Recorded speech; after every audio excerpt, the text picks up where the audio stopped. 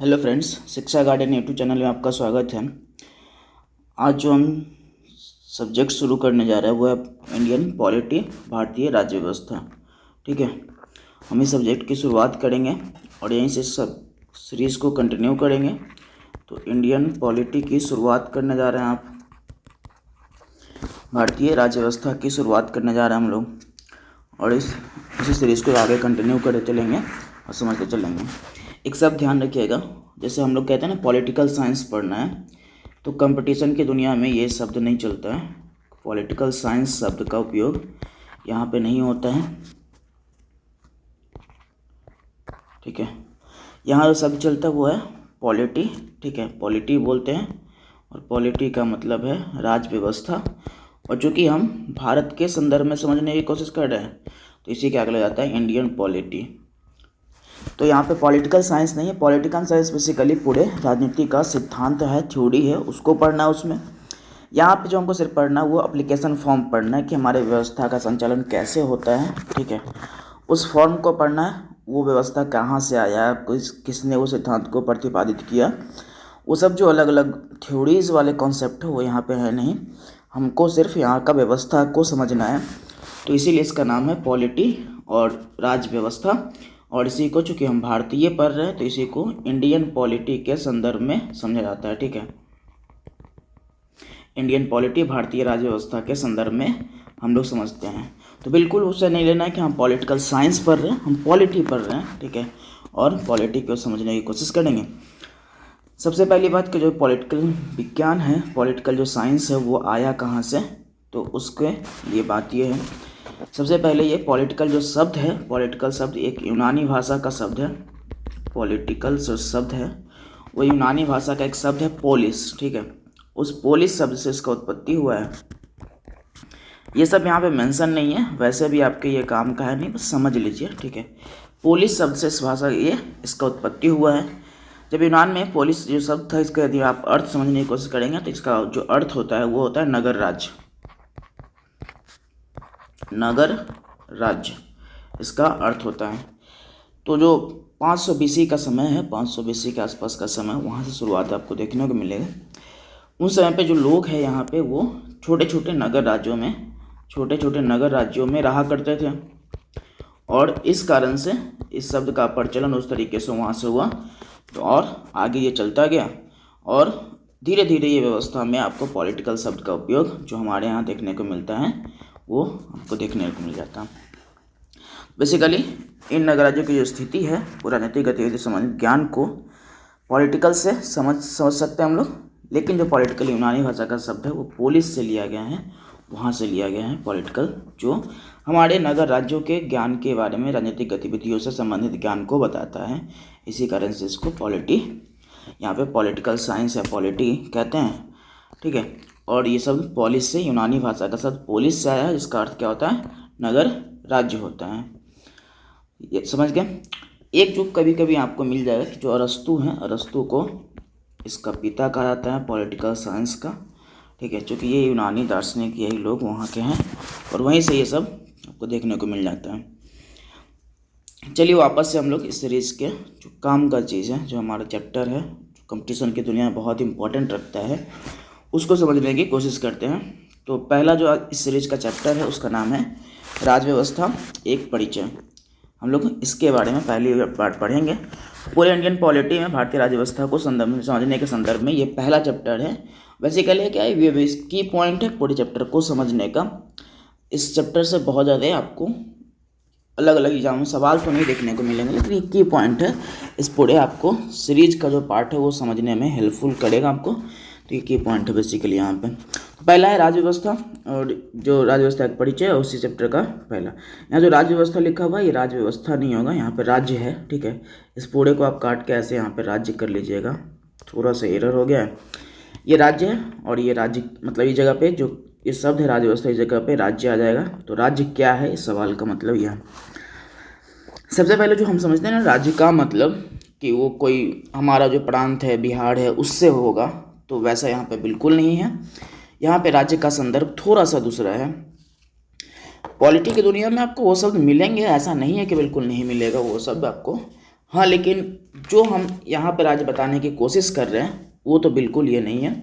यहाँ पे राज्य का मतलब है राजनीतिक संरचना से लिया गया है, और उस राजनीतिक संरचना में जो पॉलिटिकल स्ट्रक्चर है, पॉलिटिकल स्ट्रक्चर में जो भी चीज़ आते हैं जैसे कोई व्यवस्था चलाने के लिए, मान लीजिए कोई सरकार हो, संसद हो, न्यायपालिका हो, या नौकरशाह जो एक अधिकारी ब्यूरोक्रेट्स होते हैं उनके संदर्भ में कहा जाता है। तो सरकार, फिर संसद, फिर आपका न्यायपालिका, इन सब का जो संरचना है, स्ट्रक्चर है, उसी स्ट्रक्चर को, ठीक है, आप क्या कह सकते हैं, राज्य कह सकते हैं। तो बेसिकली एक राजनीतिक संरचना का हिस्सा है। तो राज्य का मतलब बिल्कुल उस वाले से कि हाँ हमारे राज्य, बिहार राज्य के लिए कहा गया, यूपी के लिए कहा गया, ऐसा नहीं लेना है, ठीक है। आपको सिर्फ ये समझना है कि ये पॉलिटिकल स्ट्रक्चर का हिस्सा होता है, ठीक है। चलिए इसका डिफिनीशन हम लोग देख लेते हैं क्या है। तो राज्य की अवधारणा जो प्रांतों के लिए उपयोग किया जाता है उससे न होकर एक विभिन्न अवधारणा प्रस्तुत करता है, जिसमें राज्य का वास्तविक समाज, ठीक है, वास्तविक जो समाज है, समाज की जो राजनीतिक संरचना है उससे लिया गया है। तो वास्तविक समाज की जो राजनीतिक संरचना उससे लिया गया है। तो राज्य का मतलब वहाँ पे ये है। और इसमें क्या क्या आएंगे, तो अभी आपको मैंने बताया कि जो इसमें सरकार, संसद, न्यायपालिका, राज्य की सरकारें, उन सब को सम्मिलित रूप को यहाँ पे राज्य के संदर्भ में समझा गया है। पर एक बात और ये आती है कि राज्य, हर कोई राज्य कहलाएगा यदि पॉलिटिकल स्ट्रक्चर के हिसाब से देखेंगे तो हम, तो बिल्कुल नहीं है। उसके लिए 4 शर्तें दिए गए हैं। इस 4 शर्त को जो भी फुलफिल करेगा वो सब राज्य कहलाएगा, ठीक है। तो 4 शर्त कौन कौन सा है, तो उसमें आपको ये शर्त देखने को मिल जाएगा। एक मिनट, थोड़ा इसको ऊपर कर लेता हूँ मैं।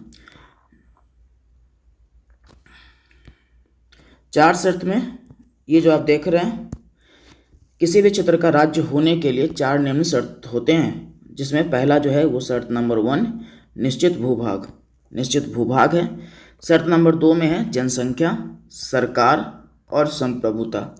ये 4 शर्तें जो भी पूरा करेगा वो क्या कहलाएगा, राज्य कहलाएगा। सब अब बात कर लेते हैं कि ये पहला जो है निश्चित भूभाग क्या होता है। तो देखिए हमारे भारत की जो पूरी जो क्षेत्रफल है, उस क्षेत्रफल की बात करें, जैसे हमारे भारत का जो पूरा क्षेत्रफल है 32,87,263 वर्ग किलोमीटर हमारा क्षेत्रफल है। ये हमारा पूरा एरिया है, और इस एरिया को ही निश्चित भूभाग कहा गया है।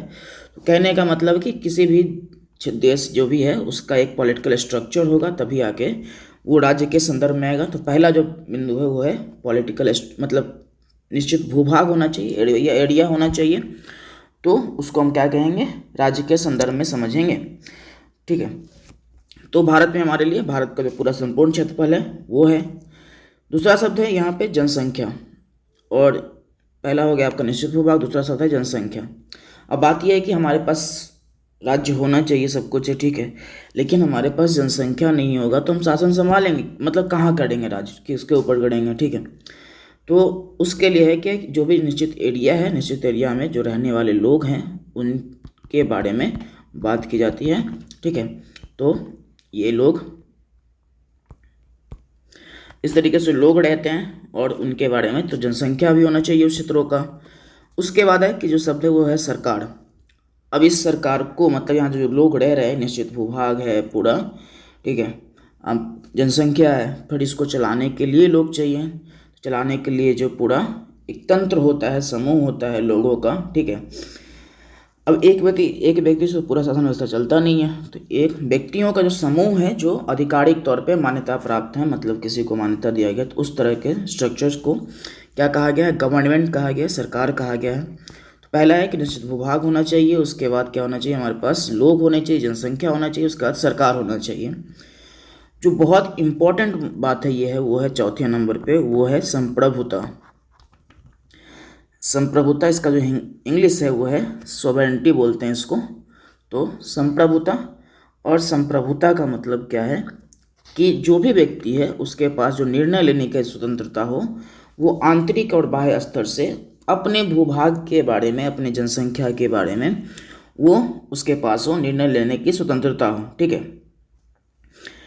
तो कोई व्यक्ति यदि किसी भी क्षेत्र में इस तरह के पूरे फुलफिल होता है, जैसे निश्चित भूभाग होता है, जनसंख्या होता है, सरकार होता है और संप्रभुता होता है, तो उस संदर्भ में हम कहते हैं कि वो राज्य के शर्तों को पूरा करता है। मजे की बात यह है कि आपको इसमें से ऐसा नहीं कि आप एक है एक नहीं है तो आप काम चला लेंगे, वैसा नहीं है। ये चारों के चारों होने चाहिए आपके पास, ठीक है। यदि आपके पास चारों के चारों नहीं है तो फिर आप राज्य के संदर्भ में नहीं समझे जाते हैं, राज्य का आपका तो राज्य के शर्तों को पूरा नहीं करते तो फिर आप राज्य नहीं कहे जाएंगे, ठीक है। तो ये संप्रभुता को और डिटेल समझना है तो जैसे ये संप्रभुता 2 स्तर का होता है, पहले ये बात तो है, ठीक है। पहला जो स्तर है ये आपको आंतरिक स्तर यहाँ लिखा हुआ है, दूसरा संप्रभुता है बाह्य संप्रभुता। आंतरिक संप्रभुता, बाह्य संप्रभुता। संप्रभुता का जो मतलब है वो है कि आप निर्णय ले पा रहे हैं अपने लिए, अपने जनसंख्या के लिए, अपने क्षेत्र के लिए, ठीक है। तो वो ये संप्रभुता है। संप्रभुता 2 स्तर पे होता है, आंतरिक और बाह्य संप्रभुता। आंतरिक संप्रभुता में मतलब आप अपने जो शासन व्यवस्था का संचालन के लिए आंतरिक तौर पे संप्रभु है, कोई दबाव नहीं है आपके ऊपर, आपके पास निर्णय लेने की स्वतंत्रता है, आप किसी दबाव में नहीं रहते हो, तो इस तरह को बोलते हैं आंतरिक संप्रभुता। जैसे कल को मान के लिए कि हमारा पूरा जो भारत है, ठीक है, और भारत में मोदी जी को ऐसा लग रहा है क्योंकि उनका गवर्नमेंट है, ठीक है, भारतीय गवर्नमेंट जो है वो मोदी जी चला रहे हैं, तो उनको किसी तरह का दबाव दिया जाता है उनके ऊपर, ठीक है, और कोई भी निर्णय लेने से वो बचते हों क्योंकि जैसे ही निर्णय लेंगे कोई ना कोई ये प्रेशर आ जाएगा उनके ऊपर।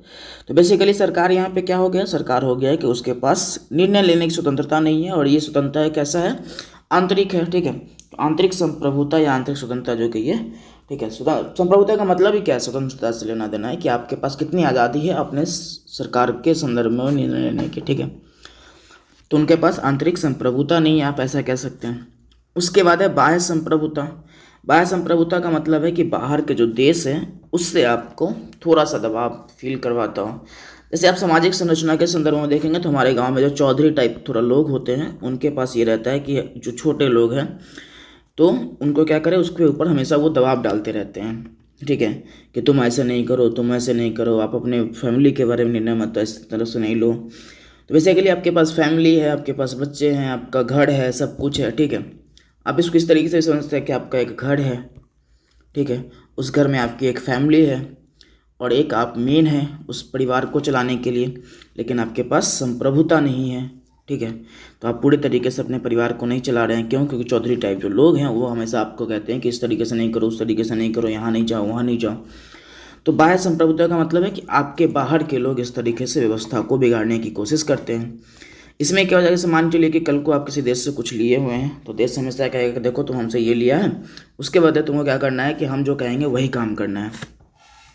यदि आप बहुत मजबूत स्थिति में नहीं रहेंगे अपने शासन व्यवस्था को चलाने में तो आपको हमेशा इस तरह के सामना करना पड़ेगा। जो भी देश बहुत आर्थिक तौर पे संपन्न नहीं होते हैं उनके साथ इस तरह की समस्या आती है। और आप अपने समाज में भी देख सकते हैं, कोई व्यक्ति किसी से पैसा लिया है तो हमेशा ये रहता है, दबाव रहता है कि उसी के अनुसार वो कहेगा, क्योंकि आपको उसने पैसा दिया तो थोड़ा बहुत दबाव तो रहता ही है उसका कि हाँ भाई ऐसे करो ऐसे करो। धीरे धीरे व्यवस्थाएं बदल रही है लेकिन आज भी आपको ये सब कल्चर देखने को मिल जाएगा अलग अलग जगहों पे। तो आप इसको इस तरीके से भी समझ सकते हैं कि आप घर का उदाहरण लें तो एक आपका घर है, घर में लोग रहते हैं, पिताजी आपकी सरकार है मान लेते हैं, ठीक है, और पिताजी के पास 2 तरह की संप्रभुता है। आंतरिक स्तर पे आप लोग आते हैं, जो भी आपके फैमिली मेम्बर लोग हैं वो कल को उनको निर्णय लेना हो लेकिन आंतरिक स्तर पर निर्णय नहीं ले पा रहे हैं क्योंकि एक सदस्य उसमें से कह रहा है कि हम ये नहीं मानेंगे, हम वो नहीं मानेंगे। तो यहाँ पे यदि आंतरिक स्तर पे कोई गड़बड़ी तो उसको आंतरिक संप्रभुता कहते हैं। तो यदि पिताजी के पास इस तरह की कोई समस्या नहीं है, उनको जो भी बात कहते हैं आपके घर के हर मेंबर मानते हैं, तो इसका मतलब है कि आंतरिक संप्रभुता उनके पास है। बाह्य संप्रभुता में उनको समाज के और लोगों से कोई दबाव नहीं मिलता है तो उनके पास इसका मतलब है कि बाह्य संप्रभुता भी है और इस तरह की पूरा व्यवस्था है, तो उनका एक कह सकते हैं कि वो सामाजिक संरचना के हिस्सा है, राजनीतिक संरचना के हिस्सा है।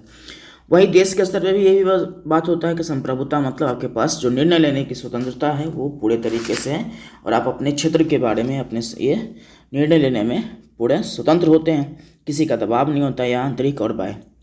एक ये भी कहते हैं पॉलिटिकल दुनिया के लोग, जो राजनीतिक विज्ञान के लोग हैं, उनका कहना ये है कि देखो ये पूरी तरीके से मिलता नहीं है किसी को। आप कहने के लिए कह दो कि संप्रभुता है, हमारे पास सब कुछ है, क्योंकि मान चलिए कि आप आर्थिक तौर पे बहुत कमज़ोर स्थिति में हैं, ठीक है, आप ऐसे देश हैं जिनके पास आर्थिक स्थिति बहुत ख़राब है, कल को आप किसी देश से कुछ लेंगे तो फिर क्या होगा, वो देश के लोग आपके ऊपर दबाव तो डालेंगे ही कि हम आपको ये चीज़ दे रहे हैं, तो हम आप चाहेंगे कि आपका जो निर्णय हो वो कुछ इस तरीके का हो, इस मामले में, इस मामले में, इस मामले में। क्योंकि आपको वो चीज़ दे रहा है, इसके मतलब है कि उसके पीछे उसकी कोई अपनी मंशा भी तो होगी, फिर क्यों दे रहा है आपको। और ये पॉलिटिकल दुनिया में चलते रहता है, आपको अलग अलग देशों में देखने को मिल जाएगा। तो ये एक दबाव रहता है, तो वास्तविक नहीं मिलता है, तो ये कह सकते हैं। और बाकी अपने स्तर पे लोग कहता ही है कि हमारे पास संप्रभुता है, लेकिन थोड़ा बहुत आपको डिफरेंसेस मिल जाएंगे कि दबाव थोड़ा बहुत रहता है अलग अलग देशों का, ठीक है। तो संप्रभुता का मतलब ये है, इसका डेफिनेशन सही यहाँ दिया हुआ है, इसको देख लीजिए आप। तो क्या इसका अर्थ है, राज्य के पास अर्थात उसकी सरकार के पास अपने भूभाग के सीमाओं के भीतर निर्णय लेने की पूरी शक्ति होती है, ठीक है। निर्णय लेने की पूरी शक्ति होती है तथा उसे किसी भी भीतरी और बाहरी दबाव से निर्णय लेने के लिए बाध्य है। ये बाध्य लिखा हुआ है, बाध्य नहीं होता है, मतलब वो कभी भी किसी से दबाव महसूस नहीं करता है, चाहे वो आंतरिक स्तर पे हो या बाह्य स्तर पे हो, ठीक है। यही बातचीत जो आपको पहले बताए हैं वो सब यहाँ लिखा हुआ है। चलिए आगे वाला देख लेते हैं हम लोग। आगे का जो टर्म है, उसके बाद जो टर्म है वो है राष्ट्र, ठीक है। राष्ट्र का इंग्लिश शब्द आप जानते हैं, इसके लिए इंग्लिश में बोलते हैं नेशन। तो बेसिकली ये जो शब्द है उसका मतलब ये है कि ये जो शब्द है उसका किसी पॉलिटिकल स्ट्रक्चर से लेना देना नहीं है।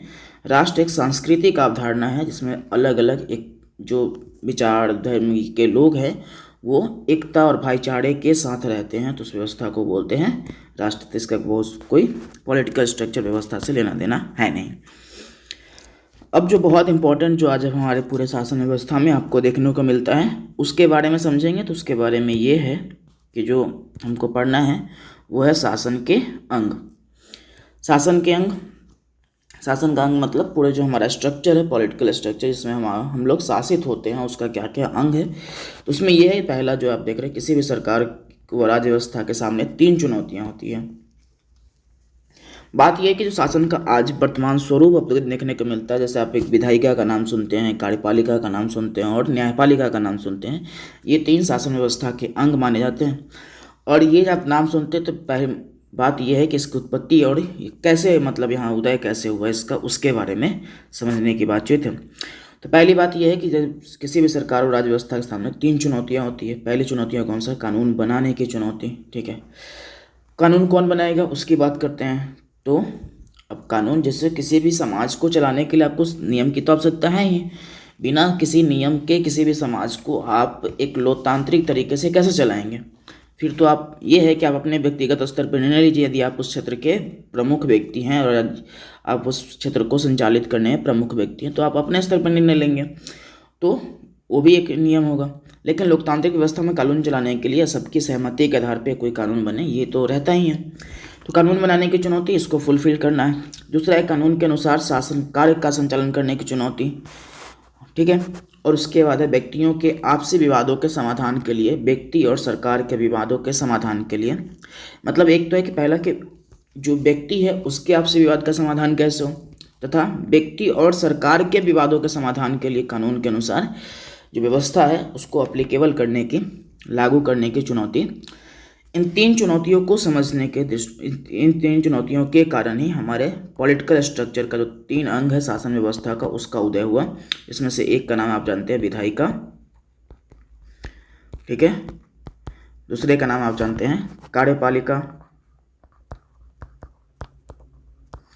और जो थर्ड वाला है वो है न्यायपालिका।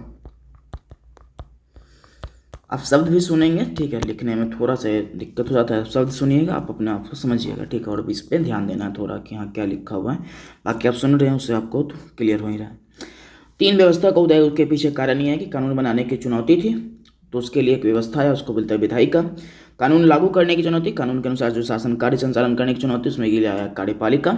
और एक है कि जब कानून बने लागू है, ठीक है, लागू हो रहा है, तो फिर विवाद तो कुछ ना कुछ मुद्दे पर उत्पन्न होते रहेंगे। आज आप वर्तमान स्वरूप में देखते हैं अलग अलग चीज़ों को, उसी का एक हिस्सा आपको न्यायपालिका देखने को मिलता है। तो आपसी विवाद होगा, व्यक्तियों के बीच आपसी विवाद होगा, व्यक्ति और सरकार के बीच आपसी विवाद होगा। व्यक्ति और सरकार के बीच कैसे आपसी विवाद होता है वो सब आपको आज किसी न किसी मुद्दे पे आपको देखने को मिल जाएगा। जैसे किसी भी ये यदि नौकरी के संबंध में हो तो उस समय पे यदि कोई नया अपडेट आता है सरकार के द्वारा, उस संगठन के द्वारा, जो भी संगठन वो एग्ज़ाम लेती है संस्था के द्वारा, तो उसके भी खिलाफ लोग विद्रोह करते हैं, तो जनता विद्रोह करती है। तो एक तरीके से कहिए कि वो जो नियम बना के लाया है वो सरकार लाया है, सरकार और व्यक्ति के बीच का विवाद हो गया। अब इन सब विवादों का निपटारा कैसे होगा, तो उसके लिए 3 अलग अलग व्यवस्था जो अभी आप देखें। चलिए आगे थोड़ा बढ़ते हैं हम लोग और समझने की कोशिश करते हैं आगे क्या क्या आ जाएगा इसमें। तो इस व्यवस्था से न्याय व्यवस्था संचालित करने की चुनौती था, वो पिछला का ही जो 3rd नंबर पॉइंट था उसी का थोड़ा सा भाग यहाँ पे है। अब प्रत्येक शासन व्यवस्था में ये 3 मूल चुनौतियों के समाधान के लिए शासन के 3 अंग निम्नलिखित है। पहला है आपका विधायिका, जो ये देख रहे हैं आप, कार्यपालिका, न्यायपालिका। इसका जो इंग्लिश शब्द होता है वो जो ये लेजिस्लेचर होता है, लेजिस्लेचर। इसका होता है एग्जीक्यूटिव, एग्जीक्यूटिव, और जो लास्ट वाला है उसको बोलते हैं जुडिशरी। ठीक है। तो 3 व्यवस्था, विधायिका, कार्यपालिका, न्यायपालिका।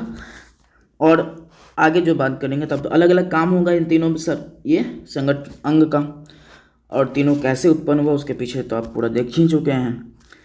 अब विधायिका का कार्य क्या है, तो विधायिका का कार्य होता है कानून बनाना, और कार्यपालिका उसको क्या करेगी, उस कानून को लागू करवाने का काम करेगी। तो विधायिका का काम है कानून बनाना, कार्यपालिका उस कानून को लागू करवाएगी, और न्यायपालिका क्या करेगी, कानून के अनुसार विवादों का निपटारा करेगी। आपको एक थोड़ा सा संदर्भ, जैसे कि आपने राज्यसभा और लोकसभा का नाम सुना होगा, यदि बिहार स्तर पे बात, मतलब किसी भी राज्य स्तर पे बात करेंगे तो यहाँ पे यदि द्विसदनीय व्यवस्था है तो विधानसभा और विधान परिषद, इसको आप MLA कहते हो, मेंबर ऑफ लेजिस्लेटिव असेंबली। तो लेजिस्लेटिव असेंबली विधानसभा के लिए उपयोग किया जाता है, विधानसभा का है इंग्लिश रूप लेजिस्लेटिव असेंबली है, और उसके कोई सदस्य होते हैं तो उन्हीं को आप मेंबर कहते हैं। मेंबर मतलब पूरा MLA, member of legislative assembly, इसको आप विधायक भी कहते हैं। तो ये विधायिका का हिस्सा है। तो राज्य स्तर पे आप विधानसभा देखने को मिल जाएगा। यदि आप केंद्र के स्तर पे बात करेंगे तो 2 तरीके की व्यवस्था है केंद्र के स्तर पे, एक का नाम है लोकसभा और दूसरे का नाम है राज्यसभा। यहाँ पे क्या होता है, तो यहाँ पे नियम बनता है, विधि बनता है, ठीक है, और विधि बनता है, एक ग्रुप ऑफ लोग हैं जो सदस्य हैं पूरे इस हाउस के, वहाँ पे रहते हैं और वो नियम बनाने में भागीदार होते हैं, और इनको हम ही लोग चुन के भेजते हैं। तो ठीक है, तो ये है। तो विधायिका का क्या काम है, कानून बनाना। दूसरा है कार्यपालिका, उस कानून को लागू करवाता है। कार्यपालिका के हिस्सा के रूप में आपको बहुत समझ नहीं आ रहा है तो कार्यपालिका का हिस्सा देख, तो मंत्रिमंडल भी होता है। मंत्रिमंडल मतलब अलग अलग विभाग के मंत्री, जैसे गृह विभाग के मंत्री हमारे यहाँ अभी जो केंद्र के स्तर की बात करेंगे तो अमित शाह जी हैं, फिनांस मिनिस्टर हो गए वित्त मंत्री, फिर जो फाइनेंस मिनिस्टर है वो, ठीक है। तो अलग अलग जो मिनिस्ट्रीज़ है उस वो कार्यपालिका का हिस्सा है। और भी आपको कार्यपालिका के हिस्सा में आपको राष्ट्रपति मिल जाएंगे, ठीक है, और जो छोटे ब्यूरोक्रेट है उसको भी आप ले सकते हैं यदि लेना चाहें तो राज्य स्तर पर जो पूरे कानून को संचालित करने का काम करता है वो कार्यपालिका के हिस्से में आते हैं। तो ये अब है न्यायपालिका, ये जो है कानून हो गया, कार्यपालिका उसमें आ गए। उसके बाद है न्यायपालिका। न्यायपालिका का काम क्या है, कानून के अनुसार विवादों का निपटारा करना। तो उसमें न्यायालय को आप समझ सकते हैं, तो ऊपर का जो हायरार्की आता है उसमें हायरार्की में सबसे ऊपर में है सुप्रीम कोर्ट, हाई कोर्ट और डिस्ट्रिक्ट एंड सेशन कोर्ट, ठीक है, डिस्ट्रिक्ट एंड सेशन कोर्ट। ये डिस्ट्रिक्ट और सेशन कोर्ट क्या होता है, दोनों में बिल्कुल बहुत अंतर है, ठीक है, और इस अंतर को समझने के लिए आपको जब हम न्यायपालिका पढ़ा रहे होंगे तो वहाँ पे आपको ये बात डिस्कस कर देंगे, ठीक है। चलिए इसको आगे कंटिन्यू करते हैं और आगे देखते हैं क्या है। उसके बाद शासन संबंधित जो महत्वपूर्ण शब्दावली है उसको समझ लेते हैं हम लोग। तो पहला है शासन संबंधित शब्दावली में राजतंत्र और तानाशाही। थोड़ा सा ये लंबा हो रहा है क्योंकि ये छोड़ देंगे तो फिर चैप्टर में थोड़ा ब्रेक हो जाएगा तो ठीक नहीं है, आप समझिएगा, इसको एक साथ ही कर लेते हैं हम लोग। पहला है राजतंत्र और या तानाशाही लिखा हुआ है। बेसिकली है क्या कि राजतंत्र और तानाशाही में थोड़ा सा एक अंतर, आपको माइनर डिफरेंसेस मिल जाएंगे। और डिफरेंस क्या है, तो जैसे राजतंत्र में क्या है कि कोई व्यक्ति अपने स्तर पे, जो व्यक्ति राज्य परिवार के हिसाब से और या निर्णय ले रहा है, अपने सत्ता का जो पूरा केंद्र है, केंद्रीकरण है, वो एक व्यक्ति के हाथों में किया गया है। इस व्यवस्था को कहते हैं हम लोग राजतंत्र, ठीक है। जैसे यहाँ पे देखिए, जब शासन की संपूर्ण शक्ति एक ही हाथों में केंद्रित हो तो उसी शासन को कहते हैं राजतंत्र। लेकिन राजतंत्र अब तानाशाही व्यवस्था में कैसे बदलेगा? तो मान के चलिए कोई व्यक्ति जो निर्णय ले रहा है वो सामाजिक अवधारणाओं को न देखते हुए अपने स्तर पे अपनी मनमानी कर रहा है, तो उस व्यवस्था को कहते हैं ये तानाशाही व्यवस्था। ठीक है, इसको बोलते हैं डिक्टेटरशिप बोलते हैं। मतलब कहने का मतलब कि राजतंत्र गलत हो ऐसा जरूरी नहीं है। राजतंत्र का मतलब सिर्फ इतना सा है कि एक व्यक्ति के हाथ में शासन का नियंत्रण होता है, ठीक है, और वही, और उसके बाद उसके परिवार उसी परिवार से पूरा कंटिन्यूटी रहता है। लेकिन वो व्यवस्था यदि निरंकुश मतलब अपने स्तर पे किसी भी निर्णय को लेने में बहुत ये हो जाए, कठोर रूप धारण कर ले, तो उस व्यवस्था को कहते हैं तानाशाही। इसी में लिखा हुआ है, जब राजतंत्र व्यवस्था का एक मनमानी तरीके से चलने लगे, ठीक है, राजस्थान व्यवस्था एक मनमानी तरीके से चलने लगे, तो उस व्यवस्था को क्या कहते हैं? तानाशाही कहते हैं, डिक्टेटरशिप कहते हैं। तो व्यवस्था बहुत कठोर हो जाए, तो राजतंत्र चल रहा है, सब कुछ ठीक बात है, लेकिन उस व्यवस्था में यदि बहुत ज़्यादा कठोरता बना जाए, उसमें जो व्यक्ति निर्णय ले रहा है वो समाज को ना देखे, समाज को ना सुने और अपने स्तर पर ही मनमानी करते रहे, तो उस व्यवस्था को कहते हैं तानाशाही व्यवस्था। जैसे आप किसी राजा के बारे में सुनते होंगे कि जो क्रूर राजा था, ठीक है, जैसे एक व्यक्ति है उसका नाम है घनानंद, आप उसके बारे में सुने होंगे, जो मौर्य वंश का मगध साम्राज्य में जो है नंद वंश का अंतिम शासक होता है। वो व्यक्ति क्या है कि अपने पूरे जीवन का जो आनंद है उसको उठाने में व्यस्त रहते हैं और उसको बाकी जनता से लेना देना नहीं है, बहुत कठोर निर्णय लेने में विश्वास करता है, क्रूर राजा कहा जाता है उसको, ठीक है। तो उस तरीके से वो डिक्टेटरशिप का हिस्सा हो गया एक तरीके से। राजतंत्र का हिस्सा आपको अशोक भी मिल जाएगा, चंद्रगुप्त मौर्य भी मिल जाएगा, लेकिन वो समाज के हितों की बात भी करता है, ऐसा नहीं कि वो नहीं करता है, लेकिन बाकी जो है वो राजा क्या करेगा कि वो अपने स्तर पे पूरा निर्णय लेगा, किसी को सुनने की क्षमता नहीं सुनता नहीं है वो, तो ये कहने का मतलब है, ठीक है। तो इसको बोलते हैं, इस व्यवस्था को तानाशाही व्यवस्था कहते हैं। अगला जो टर्म है वो है गणतंत्र, और इस चैप्टर को जल्दी कंटिन्यू करना, आगे बढ़ाना पड़ेगा क्योंकि ये लंबा होते जा रहा है, आपके लिए समझाने में थोड़ा सा होता है कि आपको डिटेल बताने के चक्कर में शायद आपको इस बात से दिक्कत नहीं होना चाहिए डिटेल से, ठीक है, आगे से कोशिश करते रहेंगे। चलिए देखा, अगला टर्म है गणतंत्र। इसको लिया, इसके जो एक और शब्द आप यूज़ कर सकते हैं उसको आप गणराज्य यूज़ कर सकते हैं, शब्द गणराज्य का भी आप यूज़ कर सकते हैं। रिपब्लिक हिंदी में बोलते हैं इसको, ये गणतंत्र रिपब्लिक। तो इस व्यवस्था में है कि राज्य का जो प्रमुख है अप्रत्यक्ष रूप से निर्वाचित व्यक्ति होता है। एक बात समझिएगा, आप लोगों में बहुत कन्फ्यूजन होगा इस बात को लेके, और कन्फ्यूजन में जैसे कि दो व्यवस्था आप जैसे लोकतंत्र समझते होइएगा और आप एक राजतंत्र समझते होइएगा, ठीक है, लोकतंत्र और एक है गणतंत्र। आपको ऐसा लगता होगा कि दोनों व्यवस्था सेम है, लेकिन है नहीं, बिल्कुल डिफरेंस है। लोकतंत्र एक अलग अवधारणा है, गणतंत्र एक अलग अवधारणा है, दोनों को बिल्कुल एक साथ नहीं लेना है। आप लोकतंत्र में आप प्रजातंत्र ऐड कर सकते हैं तो ये सेम बात है, कोई दिक्कत नहीं है। आप इसमें जनतंत्र ऐड कर सकते हैं तो कोई बात नहीं है, ये भी ठीक बात है। तो लोकतंत्र, प्रजातंत्र, जनतंत्र एक व्यवस्था है, लेकिन गणतंत्र नहीं, गणतंत्र एक डिफरेंट व्यवस्था है। इसके शुरुआत आप जानते हैं कि हमारा जो लिच्छवी गणराज्य था, ठीक है, बहुत ये उस वाले गणराज्य में आपको जो लिच्छवी संघ था, लिच्छवी संघ में पहली बार आपको कहते हैं कि विश्व में पहला जो गणतंत्र है वो लिच्छवी में था, जो, ठीक है। यदि आप महाजनपद काल पढ़े होंगे तो महाजनपद काल में ये इतिहास में समझने को मिलता है हमको। अब पहला गणतंत्र यहाँ था, उसका मतलब ये है कि लोकतंत्र से नहीं है, वो गणतंत्र है। और गणतंत्र का मतलब वहाँ वाला जो स्ट्रक्चर था जो आप हम लोग बात कर रहे हैं, लिच्छवी वाला जो हम लोग बात कर रहे हैं, वहाँ वाले स्ट्रक्चर में क्या था कि वहाँ पे सब कोई किसी भी मुद्दे पे एक साथ निर्णय लेता था, ठीक है। राजतंत्र का उस तरीके से वहाँ पे कॉन्सेप्ट उतना नहीं देखने को मिलता है, पूरा लोग एक साथ बैठ के निर्णय ले रहे हैं, ठीक है। और जो हेड ऑफ स्टेट है वो एक निर्वाचित व्यक्ति की तरह हो सकता है, तो वहाँ पे वो डिफरेंसेस था। हमारा जो वर्तमान स्वरूप है, वर्तमान स्वरूप में जो गणतंत्र में ये है कि जो राज्य का प्रमुख होता है, हेड ऑफ स्टेट बोलते हैं इसको इंग्लिश में, राज्य का प्रमुख, हेड ऑफ स्टेट।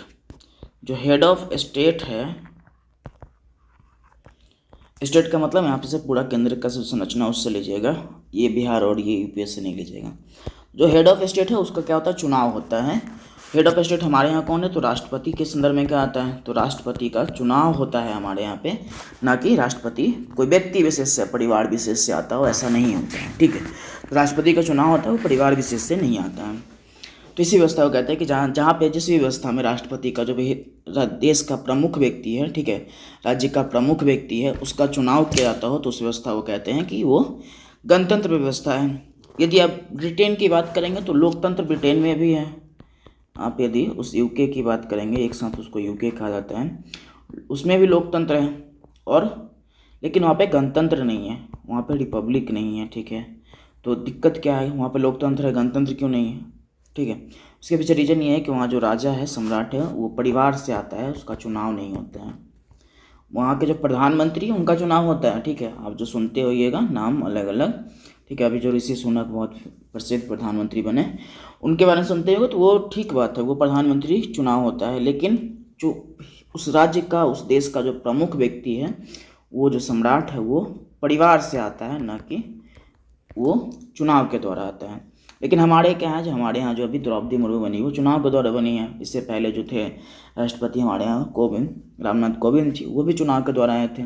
जिस भी व्यवस्था में हेड ऑफ स्टेट का चुनाव होता है, उस व्यवस्था को गणतंत्र कहते हैं। इस पर बहुत सारे सवाल बने हैं, आपको दिखाएंगे आगे जब सवाल करवा रहे होंगे। तो अलग अलग एग्जामों में पूछा भी गया कि गणतंत्र व्यवस्था में क्या होता है। तो बेसिकली राज्य के प्रमुख का निर्वाचन होता है, ये आपको ध्यान रखना है, ठीक है। तो गणतंत्र का मतलब ये है। आगे जो है हमको समझना है, उसमें है संविधानवाद क्या है। संविधानवाद का जो मतलब है, उस मतलब में संविधान के अनुसार समाज शासन संविधान में उल्लिखित नियमों का चलाया जाता है। तो किसी भी व्यवस्था में, जिस भी पॉलिटिकल स्ट्रक्चर में हम लोग रहते हैं, उस व्यवस्था में यदि पूरा जो शासन व्यवस्था है वहाँ का, वो संविधान में लिखे हुए नियमों के अनुसार चलाते हैं, तो उस व्यवस्था को कहते हैं संविधानवाद, ठीक है। किसी भी शब्द में यदि वाद लगा हो ना, तो वो उसका एक अपना विचारधारा होता है। तो यहाँ पे संविधानवाद का मतलब संविधान के विचारों, संविधान के नियमों के अनुसार किसी भी जगह का, किसी भी क्षेत्र का यदि शासन व्यवस्था चलाया जाता है, तो उस पूरे कॉन्सेप्ट को कहते हैं संविधानवाद, ठीक है। तो इसमें यही है, बाकी बहुत डिटेल नहीं है। तो अगला जो शब्द दिख रहा है आप, ये में लोकतंत्र। लोकतंत्र क्या है, तो आप जानते ही हैं कि जब संपूर्ण जो शासन व्यवस्था का जो संपूर्ण कंट्रोल है, वो जनता में केंद्रित होता है, तो उस व्यवस्था को लोकतंत्र, अभी जो आप आपको बताए थे, यहाँ पे पॉइंट नहीं होना, ये कॉमा नहीं होना चाहिए, ऑब्लिक होना चाहिए, मतलब एक ही व्यवस्था है। लोकतंत्र कहिए आप इस व्यवस्था को, या जनतंत्र कहिए, या प्रजातंत्र कहिए, बात एक ही होता है, ठीक है। तो लोकतंत्र का मतलब ही एक ही है, ठीक है। आगे बढ़ाते हैं हम लोग, इसको आगे देखते हैं। थोड़ा सा इसको छोटा करना पड़ेगा। अब लोकतंत्र का जो डिफिनेशन जो हमारे बहुत ज्ञानी लोगों ने दिया है, उसमें से एक व्यक्ति है, उनका नाम है अब्राहम लिंकन, ठीक है। उन्होंने दिया कि लोकतंत्र क्या है, जनता यहाँ पे कॉमा होगा तथा नहीं होगा, ठीक है। लोकतंत्र जनता का, जनता द्वारा चुनी गई शासन प्रणाली है। तो लोकतंत्र जनता का, जनता के लिए, यहाँ पे थोड़ा सा यहाँ पे गैप था। लोकतंत्र जनता का, जनता के लिए चुनी गई क्या है, शासन प्रणाली है। तो इसमें क्या है बेसिकली कि जनता ही शासन करती है। फिर जनता किसके लिए शासन करती है, जनता के लिए शासन करती है। फिर इस व्यवस्था को चुना कौन है, तो जनता ही चुना है। इस पूरी व्यवस्था को क्या कहते हैं, लोकतंत्र कहते हैं, ठीक है। इस पूरे को लोकतंत्र कहते हैं। अब इसका डिटेल जो फॉर्म है, तो अब जो लोकतंत्र है, लोकतंत्र के आप दो प्रकार जानते ही हैं, ठीक है। एक का नाम है प्रत्यक्ष लोकतंत्र, दूसरे का नाम है अप्रत्यक्ष लोकतंत्र।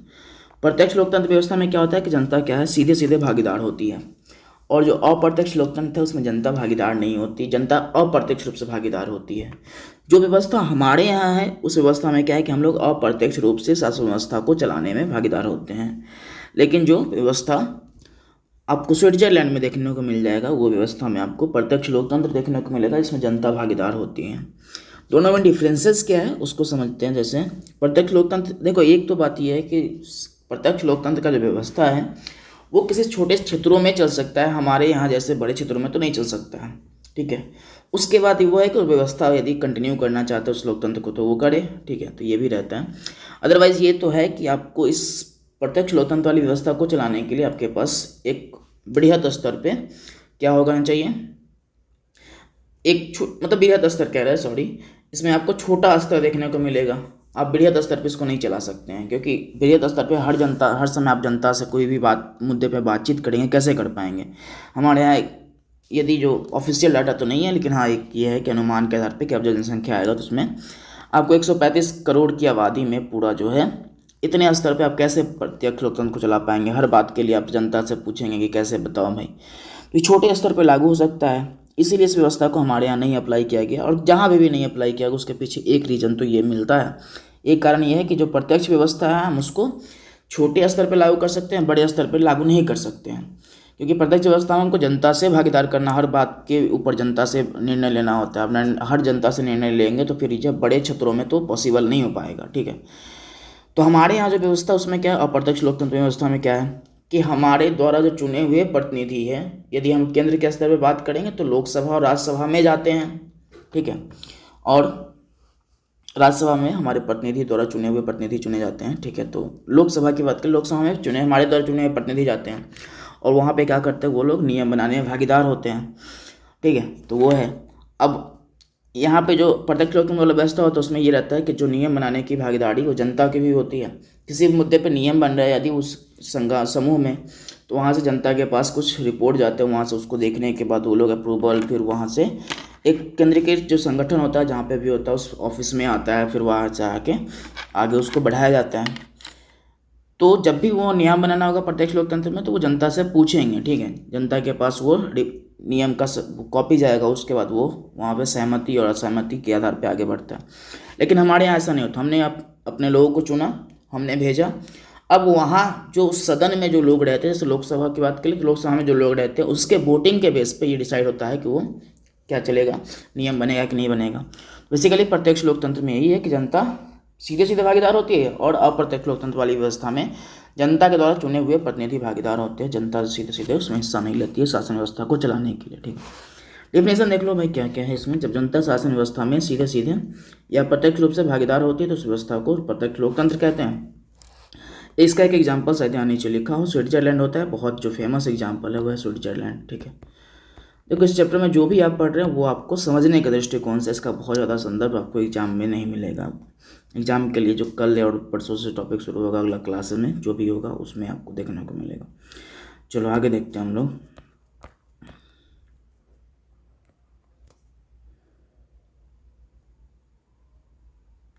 अगला जो है आपका वो है अप्रत्यक्ष लोकतंत्र और वैसी लोकतांत्रिक प्रणाली जिसमें जनता का संचालन करने के लिए प्रतिनिधि का चुनाव करती है।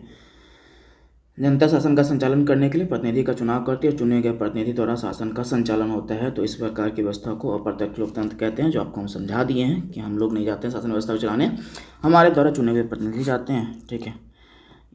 तो वो शासन का संचालन करते हैं, ठीक है। तो ये आप जान रहे हैं। अगला जो टर्म है जो बहुत डिफ़िकल्ट, आपको बहुत लंबा समझने वाला टर्म है, पर देखते हैं कि अपने आप में कंटिन्यू करना बहुत मुश्किल है, बहुत लंबा हो जाएगा वीडियो। चलो देखते हैं, कर लेते हैं इसको कंप्लीट चैप्टर के अंतर्गत। अगला जो है शासन प्रणाली का प्रकार है, वो केंद्र व राज्य के संबंध में। इसको आपको लिखना उखना नहीं है, समझिए, आपको सिर्फ समझना है, आप कितना ही काम का है, ठीक है। ये बहुत थोड़ा सा आपको अपर लेवल का है, लेकिन आप समझ लीजिए कि व्यवस्था क्या कहता है, उसके बाद आप इसको देख लीजिए। शासन प्रणालियों के प्रकार और शासन प्रणालियों का प्रकार कैसा है, केंद्र व राज्य के संबंध के आधार पर। पहला है परिसंघात्मक, संघात्मक और एकात्मक। परिसंघात्मक के लिए जो इंग्लिश टर्म है कन्फेडरल सिस्टम बोलते हैं, संघात्मक के लिए फेडरल सिस्टम और एकात्मक के लिए यूनिटरी सिस्टम बोलते हैं। आगे आपको सबका आपका मतलब और ये डिफिनीशन और इंग्लिश वगैरह सब मिल जाएगा, ठीक है। पहली बात कर रहे थे परिसंघात्मक प्रणाली की, कॉन्फेडरल सिस्टम की। तो परिसंघ का जो अर्थ होता है वो क्या है,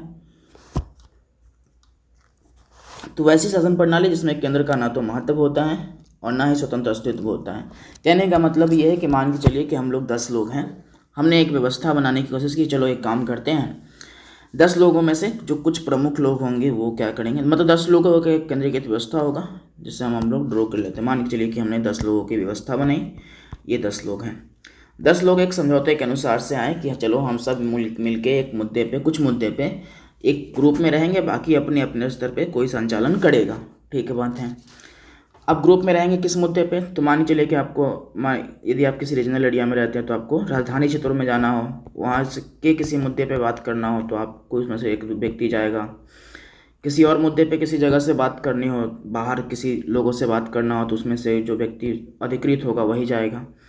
तो कुछ मुद्दे पे जैसे विदेश संबंध, यदि देश के स्तर पर बात करेंगे तो उन सब संबंधों पे, सूचना के स्तर पे, रक्षा के स्तर पे हमारा एक ग्रुप होगा। बाकी हम लोग अपने स्तर पे क्या होंगे, पूरा स्वतंत्र होंगे, मतलब अपने अपने स्तर पे स्वतंत्र होंगे। ये जो व्यवस्था है इसमें समझौता होता है, ठीक है। बेसिकली इसमें क्या है, समझौता के आधार पे ये पूरा व्यवस्था बनता है। बेसिकली जो 10 लोग आएंगे वो 10 लोग क्या होंगे, समझौतों के आधार पे आएंगे, ना कि वो किसी ऐसे ही मतलब चले आएंगे, समझौता के आधार पे आएंगे। इस व्यवस्था में ये होता है कि आप, अब ये केंद्र क्या है, एक पूरा शासन प्रणाली में अब अकेला तो नहीं है बॉस, ठीक है। ये उस पूरे ग्रुप का एक हिस्सा है बस, और कुछ नहीं है, क्योंकि वो अलग अलग ग्रुप समझौता के बेस पे आए कि हम इस मुद्दे पे अब ये बात करेंगे, बाकी हमारा अपना अस्तित्व होगा। तो ये लोग क्या होता है, सब ये एक समझौता के हिस्सा होते हैं। कल को इनको लगा कि नहीं, ये 10 लोगों में से जो जिनको प्रमुख बनाया गया कायदे से अपने आप को काबिल समझ रहा है, ठीक है, हमारी बात नहीं सुन रहा था, हम इससे अलग होना चाहते हैं, तो ठीक है भाई अलग हो जाओ। 10 में से एक अलग हो गया, 9 बच गया। कल को इस 9 में से भी किसी को लगेगा कि 2 अलग हो गया, तो 7 बच गया, 7 लोग रहेंगे। तो इस तरीके से चलता है ये पूरा, ठीक है। आपको समझने का है, ये पूरा व्यवस्था जो है इस तरीके से आपको देखने को मिल जाएगा। और ठीक है, अब देखते हैं आगे, इसको कंटिन्यू करते हैं। इसको पढ़ लीजिए, आप थोड़ा सा समझ में आ जाएगा। यहाँ पे दिया हुआ परिसंघ का क्या अर्थ है। परिसंघ का अर्थ होता है वैसी शासन प्रणाली जिसमें केंद्र का ना तो महत्व होता है और ना ही स्वतंत्र अस्तित्व होता है। इस व्यवस्था में स्वतंत्र राज्य या प्रांत मिलकर एक समझौता कर लेते हैं कि कुछ विषयों जैसे विदेश नीति, बाह्य सुरक्षा तथा संचार आदि का प्रशासन वह मिलकर करेंगे, आदि का प्रशासन वो मिलकर करेंगे, वे होगा यहाँ पे, वे मिलकर करेंगे, और इसके लिए केंद्रीय शासन व्यवस्था बनाई जाती है और वो लोग शासन करते हैं। इस व्यवस्था की खामी क्या क्या है आपको देखने को मिलेगा, तो देखो अब तो इस व्यवस्था में ये है कि इस व्यवस्था में सम्मिलित इकाई को स्वतंत्रता होती है कि वो चाहे तो परिसंघ से अलग हो सकते हैं। क्या आपको पहले ही बताएं कि आपका जब मन करेगा तो आप अलग हो सकते हैं। इस व्यवस्था में परिसंघ तो विनाशी होता है, किंतु जो प्रांत है या राज्य मिलकर बनाते हैं वे अविनाशी होते हैं। कहने का मतलब यह है कि जो परिसंघ बना है वो हमेशा कभी भी टूट सकता है, तो इसीलिए इसका शब्द यूज किया गया विनाशी। जो राज्य है वो अविनाशी है, राज्य को कोई कुछ नहीं कर सकता है, ठीक है। परिसंघ टूटेगा तो मतलब 10 लोगों में से 10 लोग जो है उसमें से 10 लोग हटेंगे, ऐसा नहीं कि किसी एक लोगों का मृत्यु कर दिया जाएगा, मार दिया जाएगा कि नहीं तुम गए काम से। इसीलिए कहा है कि जो व्यक्ति है वो विनाश नहीं होगा कभी उसका, लेकिन राज्य में से ये टूट सकता है, ये अलग हो गया, सबको ये अलग अलग हो गया, और अंत इतना अलग हो जाएगा कि राज्य बचेगा ही नहीं, ठीक है। जो व्यवस्था बनाया गया था वो परिसंघ बनाएगा तो बचेगा ही नहीं, ठीक है। तो ये कहने का मतलब है, इसीलिए इसके लिए जो शब्द यूज किया गया वो अविनाशी राज्यों का विनाशी संगठन, ठीक है। अविनाशी, जो अविनाशी राज्य मतलब राज्य विनाशी नहीं ये होगा, और मतलब विनाश नहीं होगा, और जो संगठन है वो विनाशी हो जाएगा। इसके लिए इंग्लिश टर्म मिलता है डिस्ट्रक्टिबल यूनियन ऑफ इंडेस्ट्रक्टिबल स्टेट्स।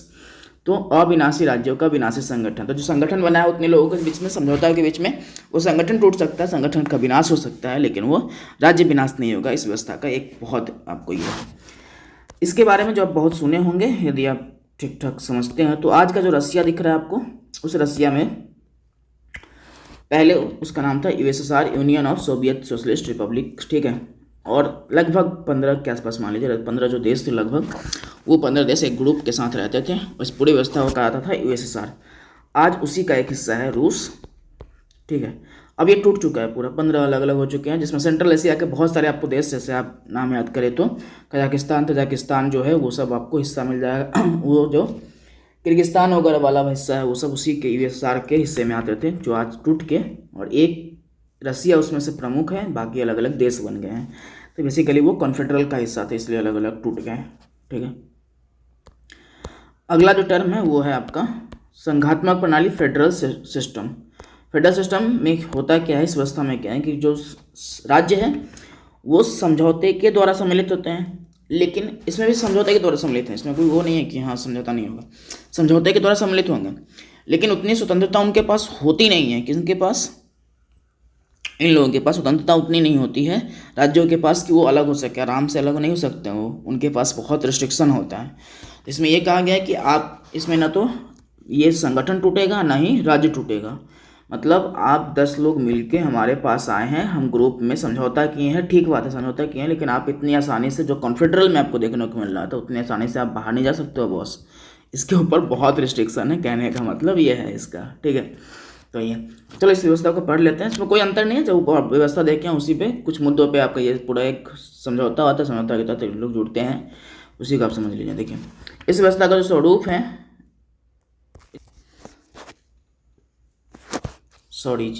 देखो इस व्यवस्था का जो स्वरूप है उसमें क्या है कि जो व्यवस्था है वो अविनाशी, इसमें देखो परिसंघ की तुलना में कम लचीला होता है। इसमें भी कई स्वतंत्र राज्य आपसी समझौते के द्वारा सम्मिलित होते हैं, किंतु इसमें सम्मिलित राज्य अलग होने का फैसला नहीं कर सकते हैं। इस व्यवस्था इसमें इसमें ये कहा है कि इसलिए जो ये इस व्यवस्था को अविनाशी राज्यों का विनाशी संगठन कहा गया, अविनाशी संगठन कहा गया है। इसमें संगठन भी नहीं टूटेगा और राज्य भी नहीं टूटेगा। इंडिस्ट्रिक्टेबल यूनियन ऑफ इंडिस्ट्रिक्टेबल स्टेट कहा गया इस व्यवस्था को, ठीक है। तो अविनाशी राज्यों का अविनाशी संगठन। चलो आगे देख लेते हैं हम लोग।